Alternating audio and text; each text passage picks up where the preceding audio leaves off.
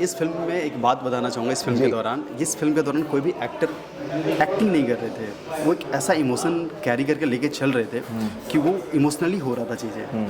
क्योंकि जब कट होने के बाद भी उस सेम कैरेक्टर में रहना, सर को मैंने देखा सेट पे जब हम शूट कर रहे थे तो लाइट चल रही थी, मैंने वो बताया सर को, तो 2 घंटे तक हमारा लाइटिंग चल रही थी और 2 घंटे कंटिन्यू सर की आंखों से आंसू चल रहे थे। आई थिंक मेरे लिए खुद परफॉर्म करने से ज़्यादा जब मेरे जो दूसरे को एक्टर्स थे उन लोगों के बर्निंग सीक्वेंसेस जब शूट हो रहे थे वो ब्रेकिंग पॉइंट था।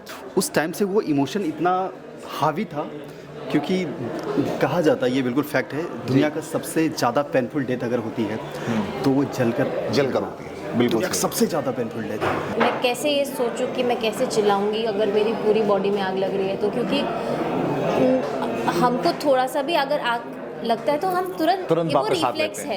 अभी जब आपके इर्द गिर्द सब जगह पे आग है तो वहाँ रिफ्लेक्स तो काम नहीं करने वाला है, तो मतलब आग तो लगने वाली है। तो ये कॉम्प्रिहेंड नहीं हो रहा था मेरे दिमाग में कि वो पेन कैसा होगा। एनिमल कितने घंटे की फिल्म थी? 3 घंटे से ज़्यादा थी sir. Correct, super duper hit, कमाल की फिल्म।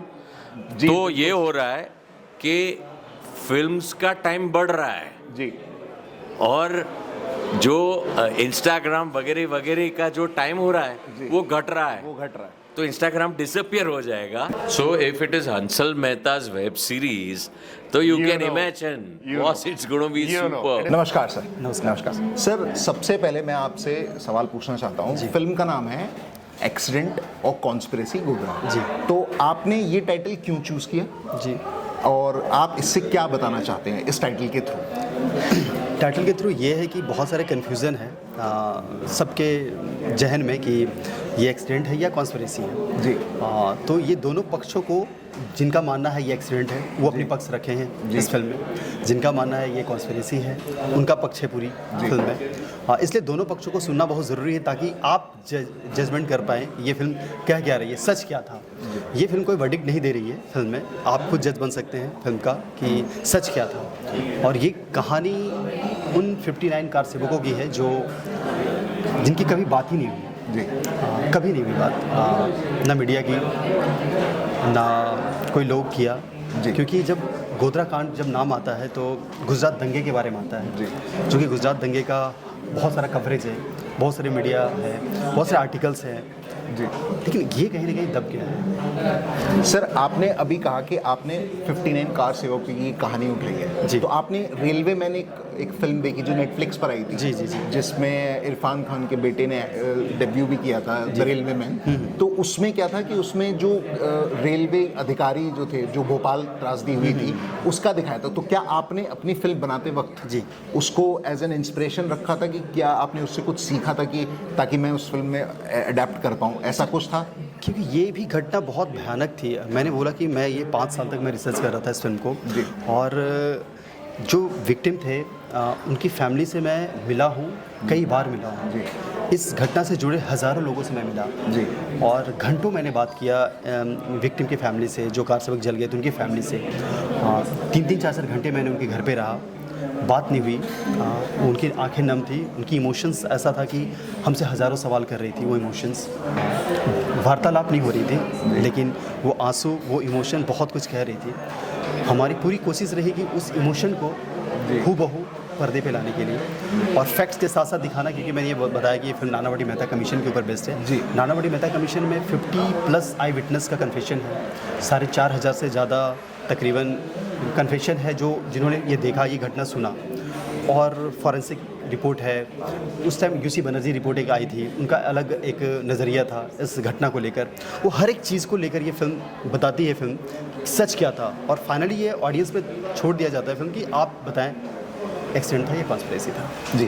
तो अभी सर इस फिल्म के आगे के भी पार्ट होंगे या ये यहीं पर ही? नहीं जी, ये 3 पार्ट है हमारा, ये फर्स्ट चैप्टर है, सेकंड फिर थर्ड आएगी। तो फिल्म के टाइटल में पार्ट 1 क्यों नहीं रखा गया?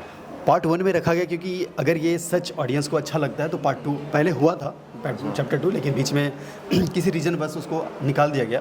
लेकिन हमने फर्स्ट जब पोस्टर लॉन्च हुआ था चैप्टर 1 था। अच्छा। तो हमें लगा कि इसका रिस्पॉन्स देखकर चैप्टर 2 बनाएंगे, लेकिन अभी कॉन्फिडेंट है हम लोग कि चैप्टर 2 चैप्टर 3 दोनों आ रही है। चलिए सर, मैं बहुत उम्मीद रखता हूँ कि ऐसे सेंसिटिव टॉपिक्स को पब्लिक पसंद करे, क्योंकि आजकल की ऑडियंस जहाँ पर 1 सेकंड रील ट्रेंड्स में चलती हैं, जी, वहाँ पर एक ऑडियंस को पकड़ना बहुत मुश्किल है। जी, समझ सकता हूँ मैं। हेतु सर से मैं एक सवाल पूछना चाहता हूँ। मैम, आपसे और सर से दोनों से एक सवाल मेरा कंबाइन रहेगा कि जब आप सेट पे गए, उससे पहले आपने रीडिंग की, पूरी स्क्रिप्ट पढ़ी, सब कुछ किया, आप अपने कैरेक्टर के लिए प्रिपेयर किया, लेकिन जब आप डे 1 पर सेट पर गए थे, तब आपका कैसा एक्सपीरियंस था? क्योंकि वो एक फर्स्ट टाइम इतने बड़े कांड को रीलिव करना एक बहुत बड़ी बात होती है, तो वो डे 1 का एक्सपीरियंस कैसा था? डे 1 में ना हम लोग ने बहुत नॉर्मल से सीक्वेंस रखे थे फैमिली वाले जी, क्योंकि शिवाक्ष जी जानते थे कि आगे जाके ये बहुत ही हैवी होने वाला है कैरेक्टर। वो जो फील करना, महसूस करना, उसके पहले एक फैमिली की बॉन्डिंग होना बहुत ज़रूरी था between the actors, all of us. एक फैमिली जैसे मैं हस्बैंड, मेरी वाइफ डेनिशा गुमरा, हमारा बच्चा 9-10 साल का, हमारे पड़ोसी लोग, तो ये सब एक जेलिंग होना बहुत ज़रूरी था। तो पहले ही हमने डायरेक्टर साहब ने बहुत अच्छी तरह हमको जेल होने दिया, और उसके बाद जो बिछड़ने का दर्द जिस तरह से इन्होंने दिखाया, जिस तरह से हमको करवाया, I think it is one of the finest sequences in the film industry और सिनेमा, यू कैन से। जो उन्होंने कंसेप्ट विजुअल किया था, जिस तरह से उन्होंने एग्जीक्यूट किया था, it is one of the finest cinema at its best. तो मुझे बहुत अच्छा लगा कि मैं ये रोल, मुझे चुना गया और ये रोल मैं कर सका। डेनिशा मैम, आपका डे 1 का एक्सपीरियंस कैसा था? जी, फिल्म में एक सीक्वेंस है जहाँ पे ये जो किरदार है देवकी का, वो एक नाटक मंडली में सीता का भी कैरेक्टर प्ले करती हैं, और मेरा पहला दिन जो था शूट का वो वही था। तो मैं एक्चुअली बहुत ही ज़्यादा उस दिन इतना नर्वस नहीं थी, क्योंकि पूरे सीता के गेटअप में मैं आई थी, और ये मैंने एज अ चाइल्ड मैंने ये देखा हुआ है नाटक मंडली, और जो सीता माता है वो कैसे तैयार होती है। तो आई थिंक वो सीक्वेंस मेरे लिए बहुत लाइट हार्टेड था वो शूट करना। हालांकि जो ट्रेन सीक्वेंसेस हैं वो इमीडिएटली ही कुछ दिन में शुरू हो गई थी। तो I do remember calling few of my actor friends and discussing it with Hitu sir के कैसे होगा, मैं मतलब मैं कैसे ये सोचूं कि मैं कैसे चिल्लाऊंगी अगर मेरी पूरी बॉडी में आग लग रही है। तो क्योंकि हमको थोड़ा सा भी अगर आग लगता है तो हम तुरंत वो रिफ्लेक्स है। अभी जब आपके इर्द गिर्द सब जगह पे आग है तो वहाँ रिफ्लेक्स तो काम नहीं करने वाला है, तो मतलब आग तो लगने वाली है। तो ये कॉम्प्रिहेंड नहीं हो रहा था मेरे दिमाग में कि वो पेन कैसा होगा। मैंने उस चीज़ के बारे में बहुत कुछ पढ़ने की भी कोशिश की, पढ़ा भी जो उन लोगों की कहानियाँ जो शायद 70-80% बर्न होके अभी जिंदा है और जी रहे हैं। Not of Sabarmati Express but in general people who had the burning experiences to understand कि वो कैसा होता है।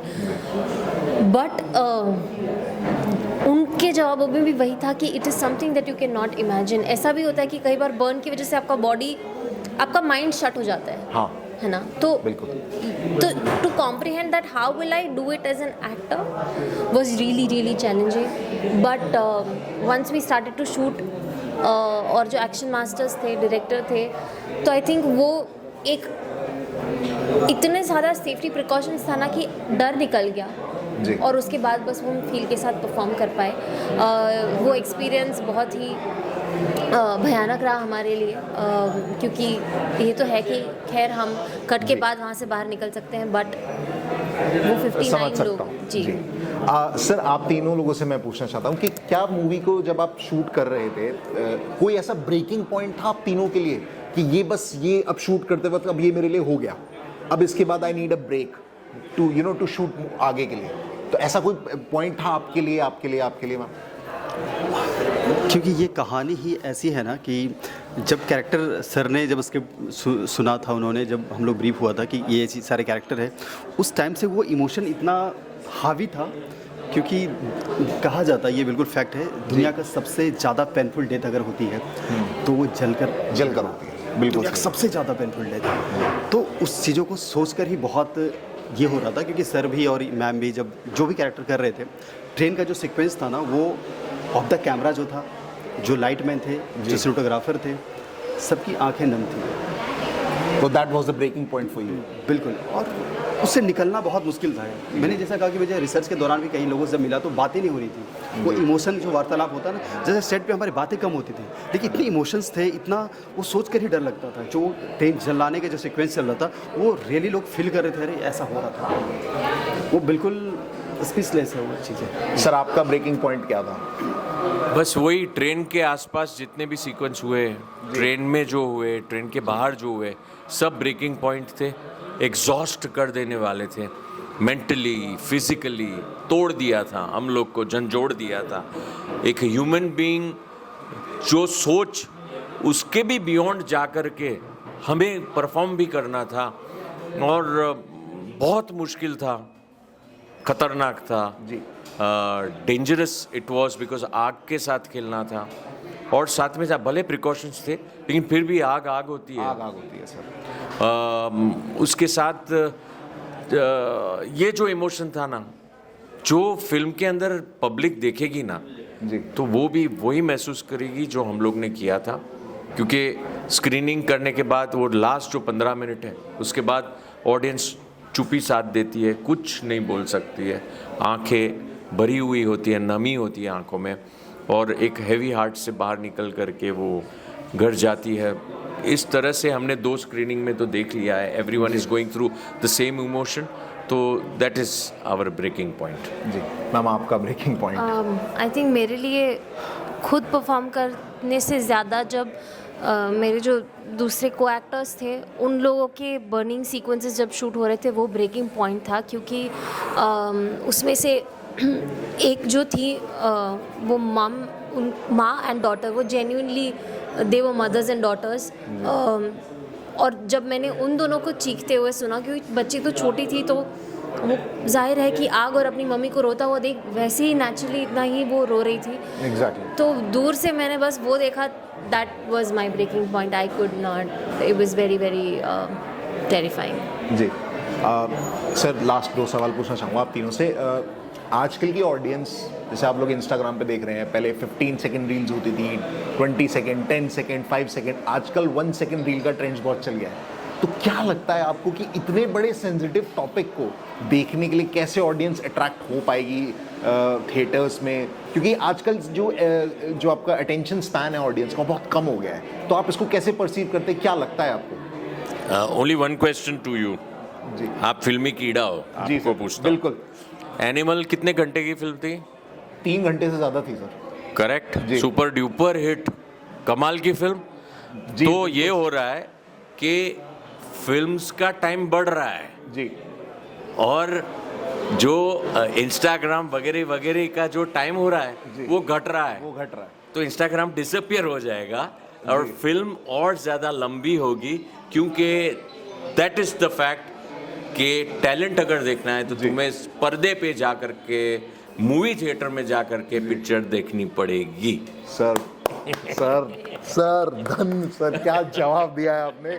I am way more impressed right now sir, because this is logical and this is, I think this is true. यही होगा, ऐसा ही होगा। Yes sir. जी बिल्कुल, मैं तो यही चाहता हूँ जी मैम। एक्चुअली ये मतलब मैंने सोचा ही नहीं था, क्योंकि ये हमारे आसपास ही हो रहा है। आपने बताया तब मैंने इसको सोचा। अच्छा सर, जाते जाते आप लोगों के सर फ्यूचर प्रोजेक्ट्स के बारे में जानना चाहता हूँ, आप सबके, आप आगे क्या करें? क्योंकि जैसा सर ने बताया कि अभी अगर पब्लिक ओपिनियन के आगे they will go with chapter 2, तो ये तो आई नो, बट आपके इंडिविजुअल इन गुजराती सेगमेंट, आपका फर्स्ट हिंदी आ रहा है, ये हिंदी मूवी है, तो इसके बाद आप हिंदी मूवी में आगे कैसे आप आगे बढ़ेंगे, आपका भी?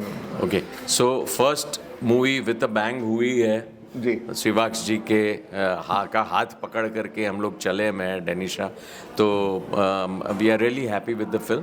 एंड नेक्स्ट फिल्म दूसरी मेरी हिंदी है, केसरी वीर, जिसमें सुनील शेट्टी, विवेक ओबरॉय, सूरज पंचोली, हम सब लोग ने मिल करके, it's a very big budget film जी। It's about I don't know 40-50 crore budget जी। Film. So it's a historical जो शूट हो चुकी है, वेरी सून लोग देखेंगे. एक वो है, और दूसरी गुजराती फिल्म्स काफ़ी मेरी 4-5 है जो रेडी हो चुकी है. फाटीने करके एक फिल्म है, फाटीने मतलब फट गई क्या, वैसा है सब्जेक्ट. तो वो हम लोग ने मेलबर्न ऑस्ट्रेलिया में शूट की है Gujarati film. So different type of films are coming up. So future is looking good. Yeah thank you Denisha. मेरी गोधरा तो एक्सीडेंट और कॉन्स्पिरेसी कमिंग ऑन 19 जुलाई जी। बट गुजराती 2 फिल्में हैं जो बहुत ही इंटरेस्टिंग है. एक कुंडी करके है जो सोशल सब्जेक्ट पे आ रही है, और एक फिल्म है Kadaknath which is a murder mystery which is very I can say that it is one of the most gripping films that I have done. और हिंदी में सीरीज़ आ रही है गांधी बिफोर इंडिया जो हंसल सर डायरेक्ट करे, हंसल मेहता.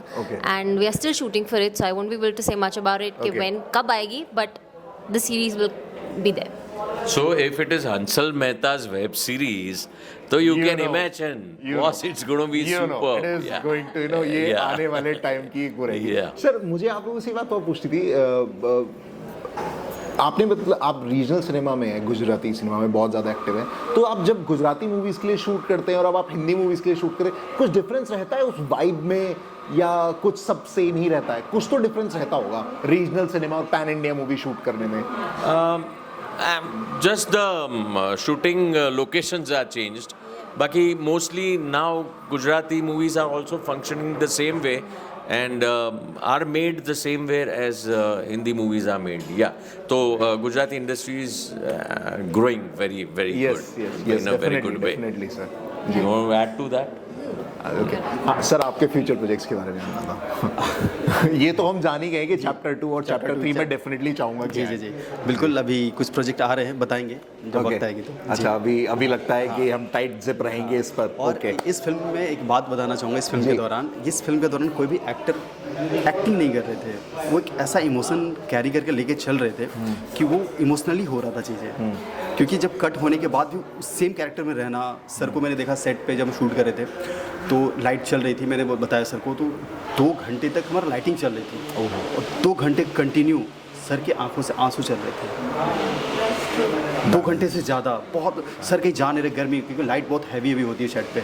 इतनी गर्मी में सर बैठे हुए और सर की आंखों में आंसू, और कुछ किसी से बात नहीं कर रहे, बिल्कुल बैठे हुए. मैं वो सर आप बैठ जाओ अंदर. तो मतलब ऐसा था कि वो एक्टिंग से हो ही नहीं सकता था ये परफॉर्म. वो जब तक वो फील इतना बड़ा था ना कि अब कह नहीं सकते. सर को मैंने देखा 2-2.5 घंटे कंटिन्यू उनकी आंखों से आंसू चल रहा था.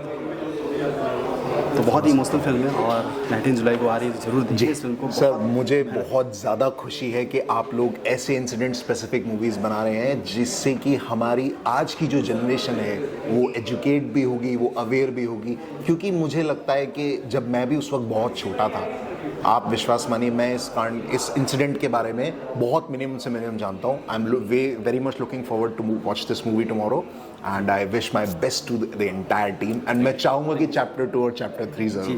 Thank you so much.